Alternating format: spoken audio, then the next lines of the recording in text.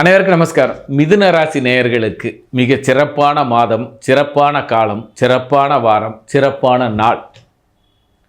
தாயாருக்கு மட்டுமே சற்று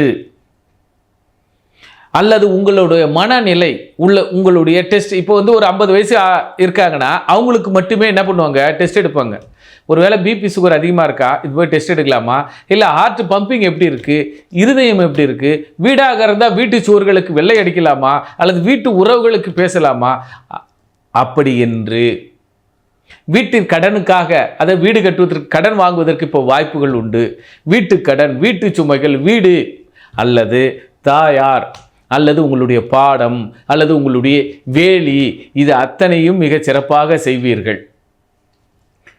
மிதுன ராசி அன்பர்களுக்கு இப்பொழுது ஞானம் அதிகமாக பெருமாளின் அவதாரமாக பெருமாள் கோயிலுக்கு சென்று பழைய பாக்கி, பெருமாள் கோயிலுக்கு என்ன வாங்கி கொடுக்குறோம், பெருமாள் கோயிலுக்கு விளக்கு வாங்கி கொடுக்குறோம், இப்படி என்ற கடன்கள் நிவர்த்தியாகும்.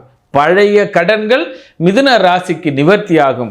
வாய்ப்பு உள்ளவர்கள் வெளிநாடு செல்வதற்கு ஒரு சிந்தனைகளும், வெளியூர் செல்வதற்கு ஒரு சிந்தனைகளும் ஏற்படும். அதை நீங்கள் செயல்படுத்துவீர்கள். அந்த செயல் அத்தனையும் வெற்றியாகும்.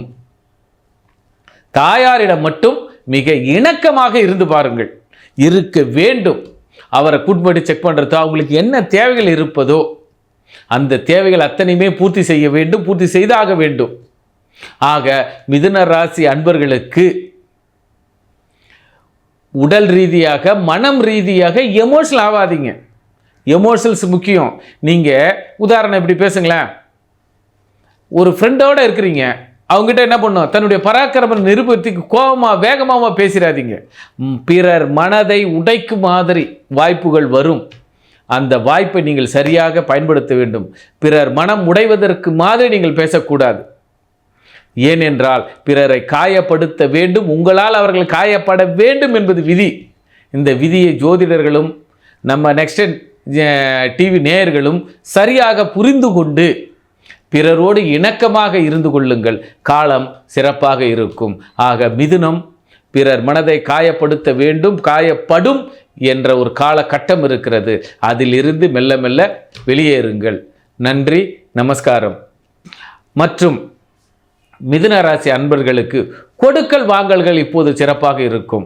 இப்போ நீங்கள் எந்த இடத்துல பணம் கேட்டாலும் கொடுப்பார்கள். அதே நேரத்தில் கொடுத்த பணத்தை திருப்பி கொடுத்து விடுங்கள். ஏனென்றால் உங்களுடைய நாணயம் இப்போது சோதிக்கப்படும். நாணயம் உங்களுக்கு சோதனைக்கு உள்ளாக்கப்படும். உங்கள் மனதை உங்களை சோதிக்கிறார்கள். பிறர், அது அண்டை வீட்டாராக இருக்கும் அல்லது அயல் தேசம், அயல் நாடுகள் சென்றவர்களாகவும் இருக்கும். ஆக மிதுனம் உங்களுக்கு ஒரு சோதனை காலம். நாணயத்துக்கும் கொடுத்த பணத்தை திருப்பி கொடுப்பதற்கும் உங்களுடைய நாணயத்தை இப்பொழுது நீங்களே சரி செய்து கொள்ளுங்கள்.